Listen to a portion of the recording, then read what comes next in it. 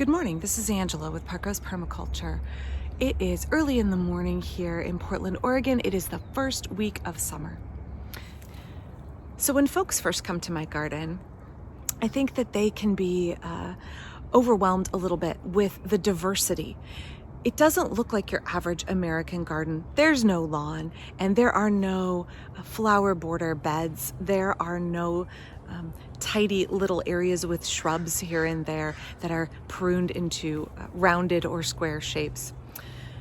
There is wild abundance, except that the reality is that it's not wild. This is a highly designed, specific landscape with plants and structures put in it for a purpose. Nothing is here by accident. So it may look a little wild. It may look like there are a jumble of things, but they are each here with a role to play. Now, obviously, the bulk of the plants here are playing the role of producing food for my family or for my livestock, because I do grow a lot of the food that my ducks and chickens eat. But those plants don't have to just grow food. For example, they can also provide shade, and they can provide habitat for wildlife as well. And they can provide chop and drop mulch to produce biomass in my garden. So when I show you around my garden, realize that it may look like from down low to up high, everything is a jumble of plants, but there is a specific design. There is a method to the madness, except that there is no madness. There is just using systems in nature and mimicking those and taking cues from those to design a garden that is not only abundant and produces food for my family, but is beautiful and supports wildlife and is truly sustainable.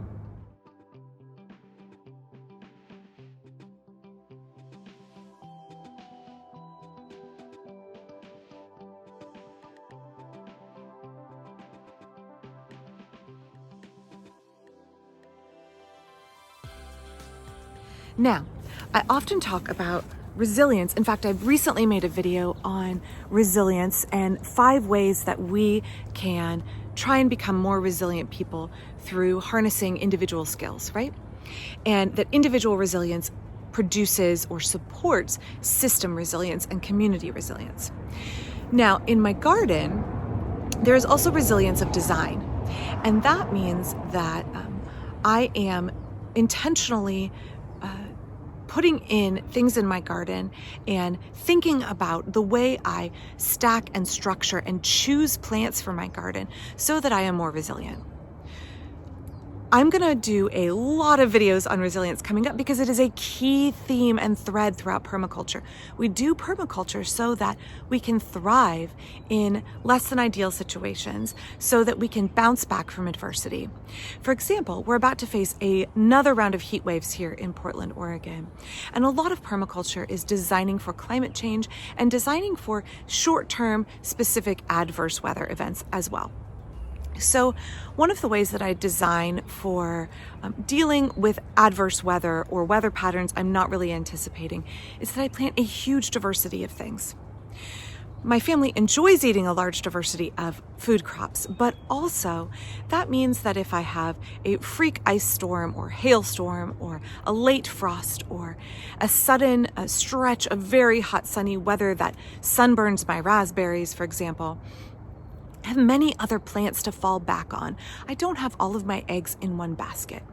So when you're thinking about your garden design, remember that one key to resilience is to diversify the kinds of food that you grow. And I don't just mean growing 3 different varieties of apples, although I do mean that because perhaps certain pests like one variety more than another. It also means growing maybe more unusual things you haven't thought about that do really well in your climate or do well in the predicted climate for the future. So starting to plant those things now that do well in hot weather. For example, when I think about climate change and I think about planting a garden in Portland, Oregon, I'm thinking about pushing those crops that normally I wouldn't have thought about growing here 12 or 15 years ago because we had relatively cool summers. In fact, my first 2 summers here, I had a hard time getting beefsteak tomatoes to ripen at all because our summers were quite cool. But I'm thinking now, the last few years about planning for hotter summers, hotter weather patterns. We're having a lot of forest fires and drought. All of the West Coast is experiencing a drought. And these weather spikes in May and June where it's quite a bit hotter. And that's why I've put in things like my goji berries here, where they can really handle the cold winters if we still have cold, adverse winters. But they can really, really do very well in conditions with minimal watering and hot summers, and set a crop of very nutritious fruit for me with very little work on my part. So let me flip the camera around and show you what the gojis are looking like now under my goji trellis here, and then I'm going to walk you around some other plants and talk about how they're producing right now, but also how they are increasing the resilience of my system and creating a diversity of food crops for my family to enjoy. So goji flowers are small and purple, a little bit reminiscent of a bittersweet nightshade or an eggplant because they are in the nightshade family. You can see here all of these tiny gojis have set. Tons and tons and tons of them. And they'll be ready later in the season, all supported by this trellis. So here you can see the new blossoms and then some of the older faded blossoms that have already set fruit. Here's a young fruit that's really close to me here. Now gojis are really good bumblebee food. Bumblebees are good at pollinating plants that need shake pollination. And they really, really love the gojis. As we move past the pawpaw here, another plant for permaculture and resilience that is unusual is aronia berry, and I have a whole video on it, and I know a lot of folks have said they don't particularly enjoy them raw. I don't either. But this is another great unusual plant. Hardy, does very well in a situation where you don't need or have the ability to add extra water, and it produces tons and tons and tons of very nutritious berries. My apples are growing big. Hudson's golden gem, protected from codling moths. Now last year I talked about how this Nikita's Gift persimmon, which is a hybrid persimmon, had set a bunch of fruit and then it aborted almost all of it. And that was really, really disappointing. I think I got 8 fruit off this last year. So I'm hoping this year it hangs on to its fruit. It is young. But when I talk about diversity and resilience, that's what I mean. If one crop fails, I have many, many, many others I can fall back on. So I lost most of the fruit on my persimmon, but I had pawpaws and I had a fuyu in the backyard, fuyu persimmon that produced really well, and I had apples and medlars and things like that. So just because one crop fails, and I tend to plan for 20% failure in my garden, then I have still lots of things to fall back on so that I'm not left in the lurch without food. Blueberries starting to ripen here. We'll be starting to pick those the next day or so. My kids really love blueberries. They're not my favorite actually, but that's okay because I'm going to show you my favorite in a second, which I have been picking every morning and afternoon for days and days. One of the things I really love about my front yard food forest as it gets more and more mature is how much the trees grow up and create a sense of being in a hidden Eden, even though I'm in a small front yard and there's lots of car traffic and there's lots of people and buses and kids going to and from school. Right there, I have all of these layers in between me and the street, so that even though I hear the noise of the city and the trains and things like that, I feel that I'm tucked in here in a hidden garden. I have a little bit of privacy. And then also I feel like it gives people a look where if they're standing on the street looking in, they can see back into the garden, but not clearly. There's no straight line view. There's a meandering view where their eyes stop and rest on all of the food producing plants. And they wonder what is going on in there. And maybe that piques their interest in permaculture. This geranium has just been one of my best low maintenance flowering bee food plants I've planted. Still no peaches. Too early. Hopefully soon. This is Oregon curl-free peach. They produce kind of small peaches, but they're very, very tasty. So it's getting to be the time of year where pumpkins are starting to stretch out into the path. This is a sweetmeat.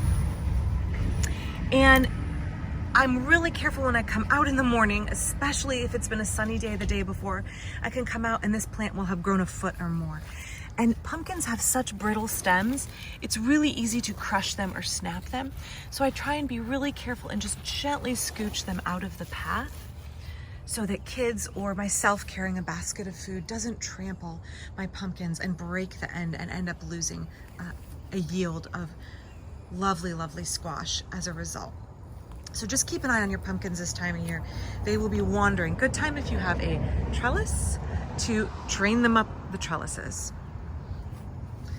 Now also this time of year, my nasturtiums, which I plant as cover crops to shade the soil and prevent water loss, are doing such a good job. Let me back up here. So this front yard bed, you can see here I have a tomato, pumpkin, persimmon, blueberry I transplanted, and then I have radishes in flower for bee food. And the nasturtium here is doing such a good job shading the soil, even though this is very hot and sunny, and even though it's been very hot and dry, there is still moisture in the soil. When I put my finger into the soil, it's not dry. And that's because these big leaves are doing such a good job of conserving moisture, preventing the sun from baking the soil and drying it out. So folks ask me, when you plant really densely, are you worried about competition? And are you worried about the nasturtiums taking up too much water? I'm not, because what benefit I see is that they are preventing water loss through evaporation. If you are facing hot, sunny conditions, just being aware that planting cover crops can save you so much watering and really support your food crops. You'll save so much on your water bill or time watering. I rarely water my garden. If you keep those cover crops going, nasturtium is a great one.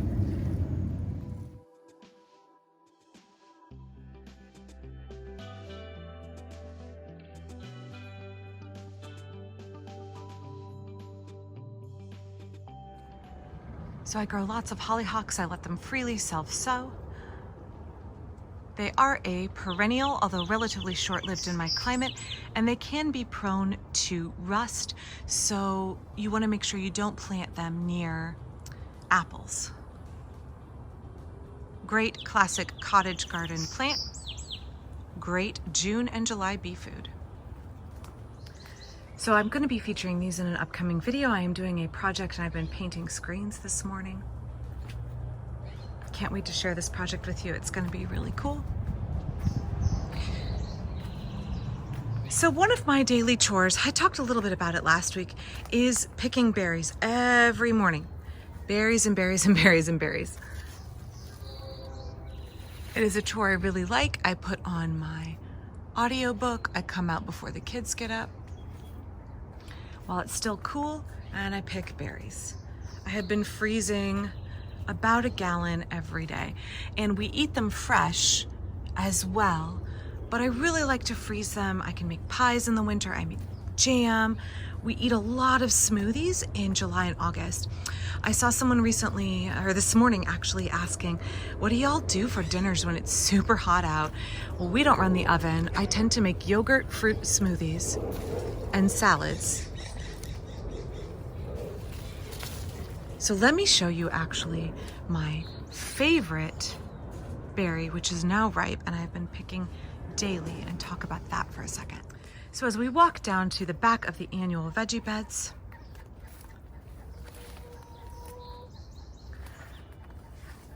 this is one of the corners of my garden where I grow blackcap raspberries.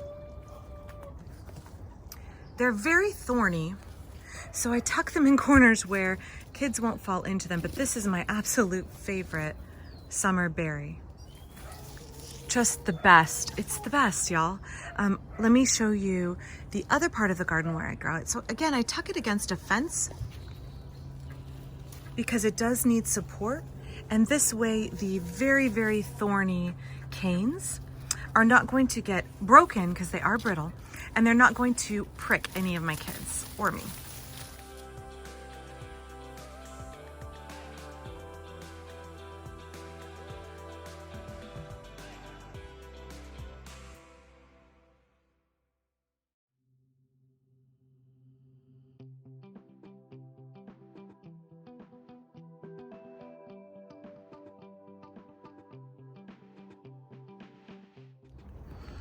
In the annual veggie beds, once again, you can see the nasturtiums shading the soil. Now, I do sometimes need to come in and pull them up if they're providing too much shade and they've gotten a little bit too happy. For example, they're shading my shallots in here a little bit too much. Shallots really like sun.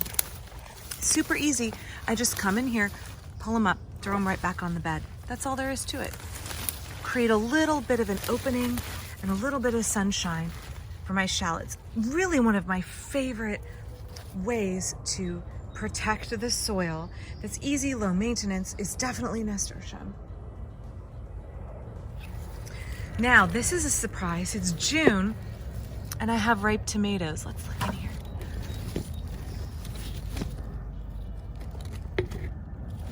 These are cherry tomatoes, obviously. First of the year, very excited about that, but at the same time, some of my early slicer tomatoes are getting a little bit of color on them, so that's really exciting.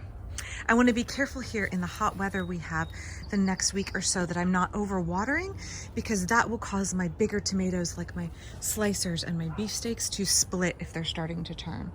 So I want to be really careful. Now, this is a path. I promise it is. When paths get overgrown, I just want to be careful I am not stepping on any of my bee friends.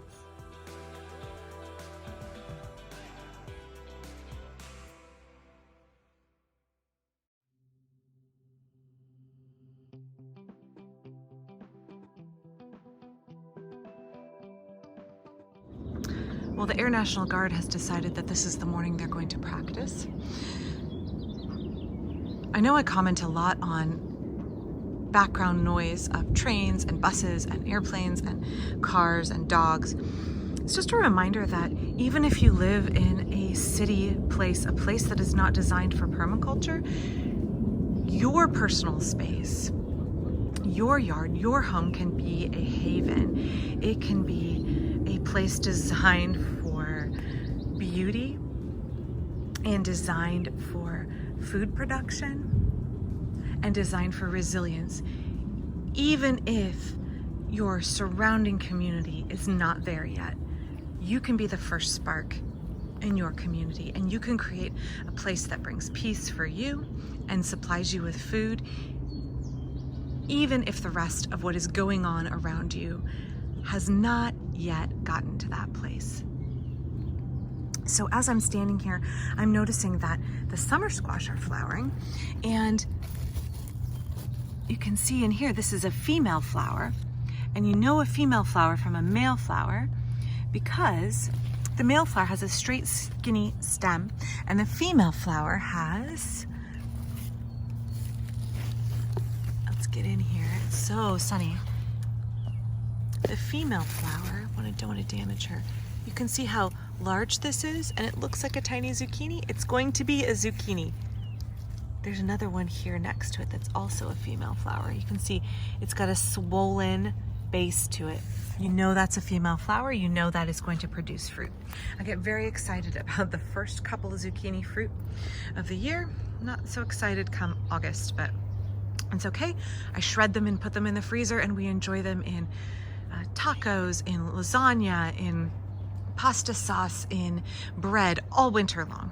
Zucchini freeze so well when they're shredded. Also, my bush beans are in full flower.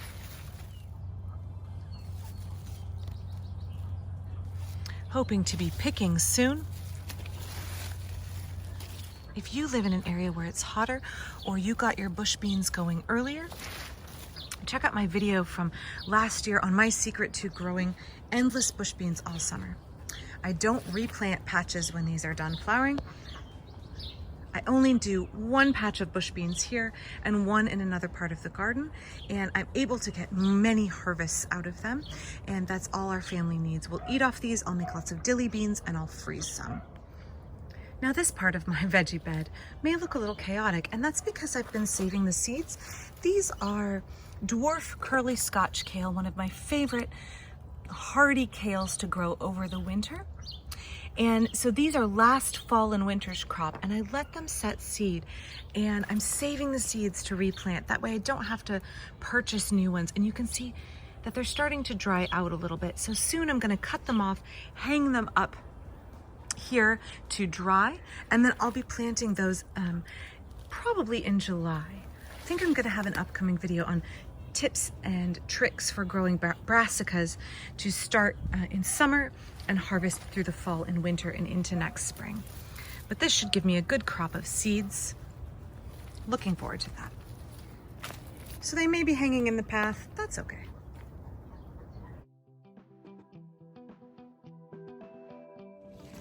So thanks for watching. I'm gonna hide out back here in this corner and keep picking black caps for a while. If you enjoyed this video, please give it a thumbs up and please consider subscribing.